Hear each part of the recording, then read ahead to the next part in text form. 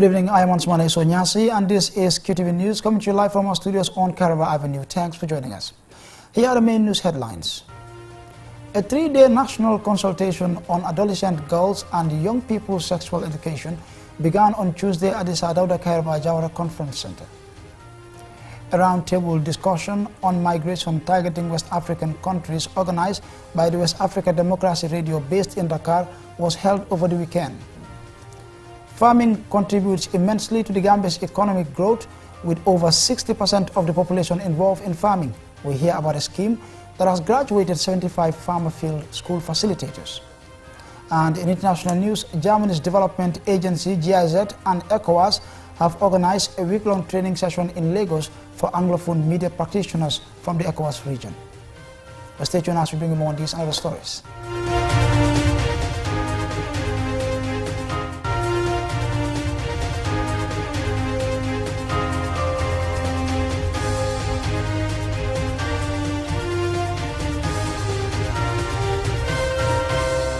And we now take a look at the news in focus. A 3-day national consultation on adolescent girls and young people's sexual education began Tuesday at the Sadauda Kairaba Jawara Conference Center. The Gambia government, in collaboration with UNFPA, UNAIDS and UNESCO, convened the program and the launch of the Education Plus initiative in the country.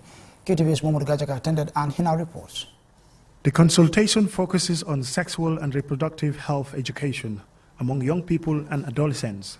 The national consultation is part of a process that will lead to regional high-level commitment for healthy, striving and empowered adolescents and young people in West and Central Africa. Ndeye Rose Sarr, the UNFPA country representative, spoke of the need for young people and adolescents' rights to the correct sex education to empower them. To ensure comprehensive sexuality education is at the reach of young people, as CSE protects and advocates for youth health, well-being and dignity by providing them with necessary knowledge, attitudes and skills. CSE is a precondition for exercising full bodily autonomy, which requires not only the right to make choices about your own body, but also the information to make these choices in a meaningful way. That is why UNFPA, in partnership with the Ministry of Education, develop a comprehensive health education program in line with the International Technical Guidance on Sexuality Education as part of the national curriculum. A comprehensive data analysis presented by Javier Hospital, Regional HIV and Health Advisor at the UNESCO office in Dakar, shows the gender disparity in what every young girl and boy should be entitled to in transitioning to adulthood. The project seeks to address the lack of sex education amongst young people and adolescents by providing them with comprehensive education and information. The program also seeks to empower young people to be free from sexual and gender-based violence, FGM, child marriage, which were amongst the other topics discussed at the forum. The recommendations from this national consultation will inform the drafting of ministerial commitments and the rolling out of the Education Plus initiative in the Gambia. Stakeholders such as activists, health educators, regional authorities, parents, technical experts, and students were in attendance. Mamudu Gajaga, QTV News. Now, a roundtable discussion on migration targeting West African countries, organized by the West Africa Democracy Radio based in Dakar, was held over the weekend. Jennifer Sonko was there and she now reports. Discussion is under the project Let's Talk Migration, a West Africa Democracy Radio project funded by the German federal government, which started in 2018 and currently in its 4th phase. The project is meant to improve migration communication by providing relevant and quality information for informed decisions on irregular migration. The roundtable discussion brought together stakeholders and migrant returnees to have an honest conversation concerning the current dynamics of irregular migration. Through the project, journalists from across West Africa who have been trained on migration reporting are used to report the matter responsibly. The General Manager of West Africa Democracy Radio, Agnes Tamasi, says the project is already a success. Apart from the training of journalists, the productions, we also set up listening groups where community members, religious community leaders, women, youth leaders come together on a weekly basis to listen to our programs and give us feedback. And we have gone back to these people and they have given us feedback. And the feedback will be interesting. Most of them, especially inland communities, communities that are hard to reach. That is where we reach WADR with our partner radios. You know, when you go to these communities in West Africa or in Africa as a whole, when you go to these communities, you find out that radio is one of the most trusted means of communication. 8 countries, including the Gambia, benefited from the project. Over 35,000 Gambians arrived in Europe by irregular means between 2014 and 2018. IOM has facilitated voluntary return of 148 Gambians from Libya and 45 from Niger. We asked Manding Sadikan, focal point for migration at the Ministry of Interior, to tell us what strategies should be put in place to ensure less irregular migration. Important as a country to ensure that we fight it together to ensure that our people go in a regular manner, not through this irregular pathway, this irregular way. Though we all know people are living because of certain reasons, some are living because of economic reasons, and others probably other reasons. But like, if you go and you know you cannot be successful, you come back. I think we are, as a country, we have the other opportunities that actually we can try to explore in order to at least earn a living. The United Nations says, without a doubt, migration is a defining issue of the century. 1 billion people, 1/7 of the world's population, are migrants. Some 258 million people are international migrants, 40 million are internally displaced, and 24 million are refugees or asylum seekers. By 2018, there was no longer a single state that could claim to be untouched by human mobility. Now, the menace to be addressed is the irregular migration affecting the socio-economic development of countries. Reporting for QTV News, I am Jenna Pasonko. Farming contributes immensely to the Gambia's economic growth, with over 60% of the population involved in farming. Our regional correspondent, Bakari Balde, spoke to farmers to get their views on their expectations and challenges of this year's farming season. This is his report. As this year's farming season begins, farmers in the Lower River region are busy planting a variety of crops, with all of them hoping for a good harvest. According to some we spoke to, the rains have started at a good time. Here is Alma Modiba, a businessman from Soma, who has ventured into farming. When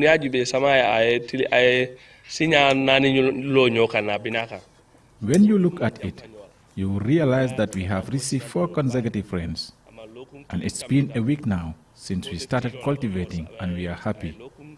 Nonetheless, it has not rained for almost 10 days since the last rain. We need it to rain. Mamadi Jallo, a farmer from Seno Bajonki, who owns a groundnut farm, said this year's farming season is full of challenges, including the high cost of fertilizer and inadequate farming equipment. There is a problem if one cannot depend on his farms to survive. The support farmers need are farm equipment and fertilizer. That's all we need. Mod Hafiz Ka from Sinchu Malik and Ahmad Jallo from Seno village, both farmers spend the whole day in their Kus farms to weed and protect the crops from animal intrusion. They appeal to government to come up with a reasonable price for the sales of fertilizer to help farmers. Fertilizer, because it's too costly and we don't have enough food to eat. If you are going to buy 3 bags, you cannot afford it because it's too difficult to get it. The government should stand and help us because it's very difficult this year. It's very difficult. Everything is costly. Even bag of rice to get this is very difficult. So let the government stand for it, and the Minister of Agriculture, he should stand and help us. We also spoke to Maimuna Jallo, who told us she joined her grandchildren to give a helping hand to her son in the farm.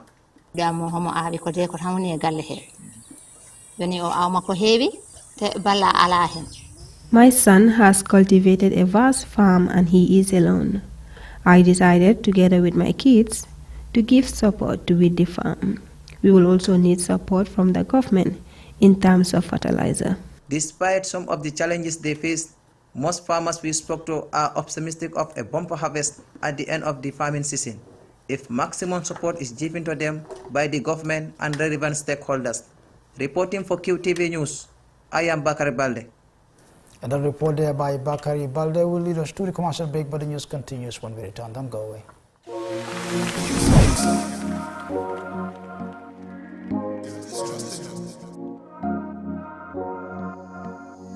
As the fastest growing GSM company in the Gambia, QCell has the widest 4G plus coverage in the country, 3 times faster internet speed than our competitors. So switch now and dial *335# and enjoy what true 4G feels like. QCell, Gambia's trusted network.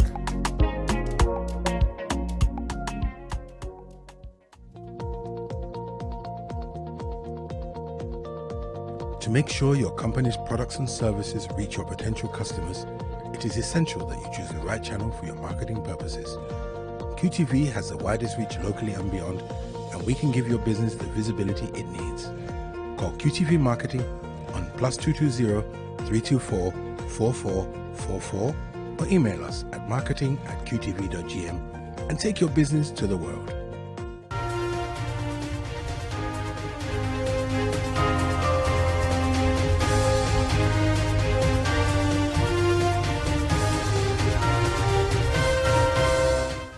Welcome back from that commercial break. Be reminded you're following QTV News and we're broadcasting live from our studios on Kairaba Avenue. Now, the Talinding Home Red Cross link under the Kanifing Municipal Red Cross branch of the Gambia Red Cross Society is training volunteers and members of the community to build their knowledge and skills in how to reduce the impact of potential future floods and other disasters as part of the Links Relief and Early Recovery Project in Disaster Risk Reduction. Yes, Omar Pijalo. Disasters have devastating consequences as they can cause deaths, the destruction of properties and infrastructure, mass displacement, social and economic disruption and damage to the environment. Although floods and other natural hazards can be prevented, their impact on communities can be limited through disaster risk reduction and management practices. Welcoming the participants to this training course, the representative of the Talinding South Councillor Ismaila Drame commended the link for the initiative and urged the participants to take the training seriously and share the knowledge gained. Training on disaster is very, very important. Training the community members on disaster, because we all know disasters happen all the time. So myself as a community service officer, I used to come to the field to assess the flood victims and other disaster victims. So, but before we leave the office to reach here at the ground is always a problem. Sometimes, it will be late in the afternoon or whatsoever. But if you train the people that are within the community members themselves, they can be able to reach to the victims as quick as possible. Kabirnyas of the Talinding Home Red Cross link said training in disaster risk reduction and management can help participants understand risk, vulnerability, and how to prevent a hazard from becoming a disaster and mitigate its impact by making communities more resilient. Many will say disaster is natural, but some disasters we understand that they are man-made, because if you observe our drainage system, mostly it is very, very poor. Even if you look at Talinding, if you walk around, during the rainy season, you will realize if you look at the drainage system, you have a lot of waste that are put inside the drainage system. So there will be no waterway. If the waterway is blocked, automatically, if the water cannot go, what will happen? It will go to the compounds. So this is what is affecting the community.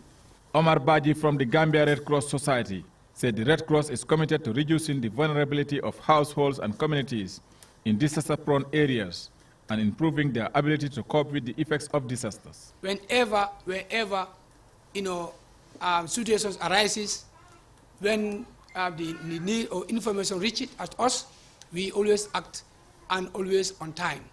Regardless of the little resources that we have, that does not stop us from giving our services to the people that mostly needed at that particular time.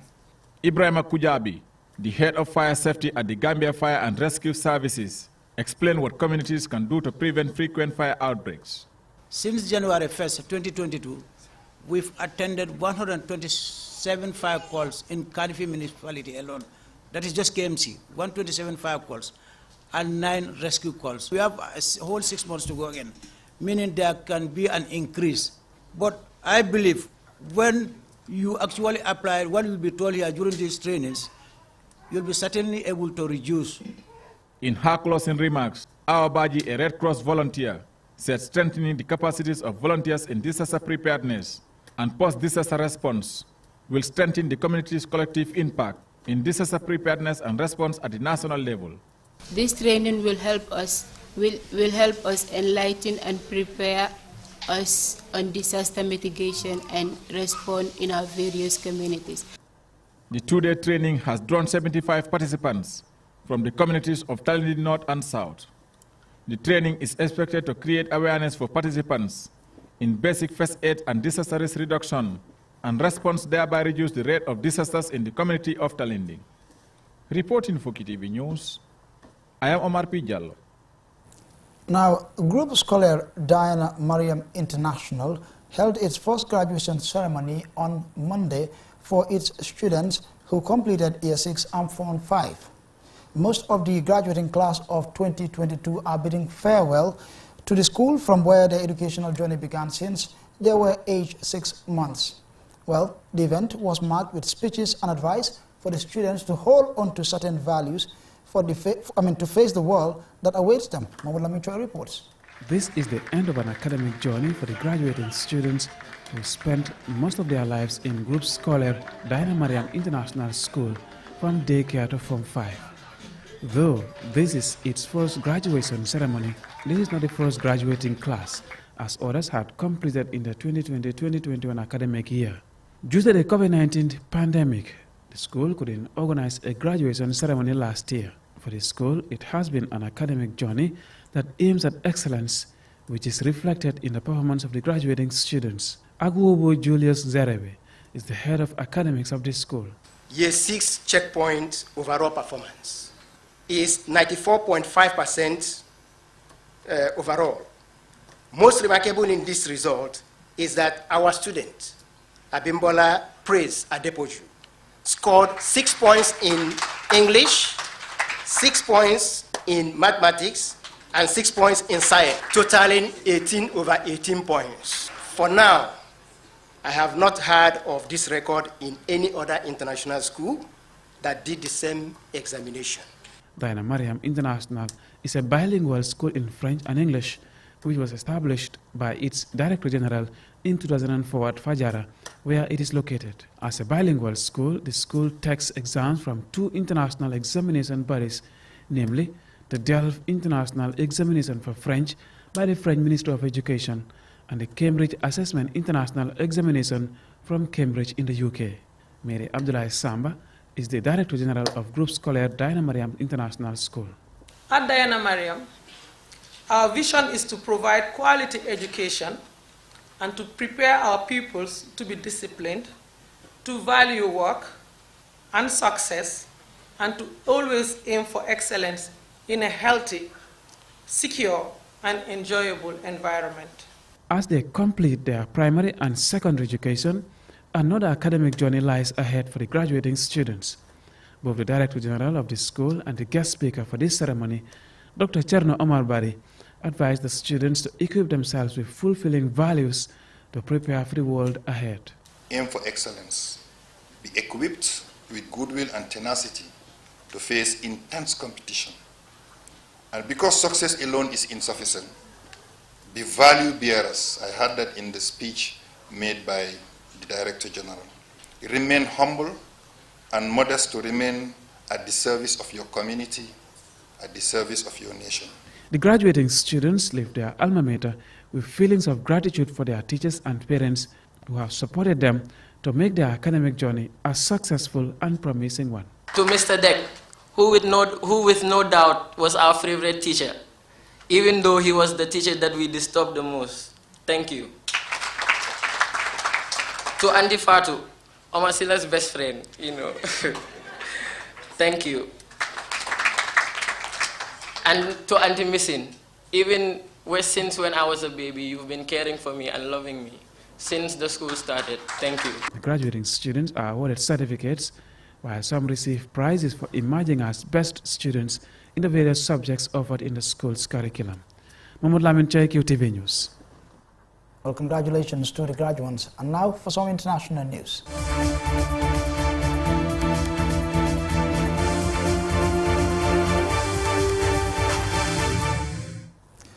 Germany's development agency, GIZ, and ECOWAS have organized a week-long training session for Anglophone media practitioners from the ECOWAS region on trade advocacy in Lagos, Nigeria. Ajibintu Drame is among the participants and Sina reports. The training of these 25 journalists seeks to enhance the capacity of media practitioners by equipping them with effective strategies to improve advocacy and communication to ensure that trade and trade facilitation instruments work for and impact positively on their populations. At the opening, Kolawole Sofola, Director of Trade and ECOWAS Commission, says the significance of the training is to build capacity and knowledge of journalists on trade and other related issues, which will develop and assist policymakers and inform citizens for nation building and development. The objectives of this capacity building workshop is to allow media to contribute to the facilitation of cross-border and international trade by reporting and providing critical information on trade issues in the region, promoting and facilitating regional multi-stakeholder dialogue, including with the public and the private on issues related to regional trade policies and trade agreements, and creating platforms for consultation between stakeholders along in particular key corridors. As West Africa's population booms and its economy continues to expand, the opportunities for businesses to trade across the region are numerous. Despite this, economic growth rates in most of the countries are lagging and poverty remains high. Bernard Tayo, head of Component Transit and Trade Corridors, further explains. Our support measures are aimed at supporting collaborative initiatives between the non-state actors and the public sector, all aimed at improving the trade facilitation environment in the region. And with new trade facilitation, new protocols coming up, both in the region and in the continent, including under the AFCFTA, we deem it necessary to build the capacity of civil society organization members and journalists that you are to understand the implications of these measures and be able to play a key role. Participants have great expectations for the course of the week-long session. Usman Mani and Pamudu Cham are both participants. They said the training will equip them with knowledge and skills to be able to give out essential information in the best way possible. We'll, engage the relevant authorities from the Ministry of Trade, the private sector, as well as the general public, because we know we do trade with our neighboring country, that is Senegal, and we know the barriers on trade and non-trade tariffs. So these are issues that need to be dissected for our people to understand. When we go back to our media houses, we will make sure that at least we report more on trade, we hold the government accountable, we know what is working, how are they, at least making sure that we gain something from WTO, which is the World Trade Organizations, and what are our responsibles, are we actually regularizing our status? Ajibintu Drame, QTV News. Well, I'm afraid that's it for this bulletin, but before we take a leave of you, here's a recap for main headlines. A 3-day national consultation on adolescent girls and young people's sexual education began on Tuesday at the Sadauda Karaba Jawara Conference Center. A roundtable discussion on migration targeting West African countries, organized by the West Africa Democracy Radio based in Dakar, was held over the weekend. Farming contributes immensely to the Gambia's economic growth, with over 60% of the population involved in farming. We heard about a scheme that has graduated 75 farmer field school facilitators. And in international news, Germany's development agency GIZ and ECOWAS have organized a week-long training session in Lagos for Anglophone media practitioners from the ECOWAS region. That's it for this bulletin. To join us at 10 p.m. for more news. Thanks for watching.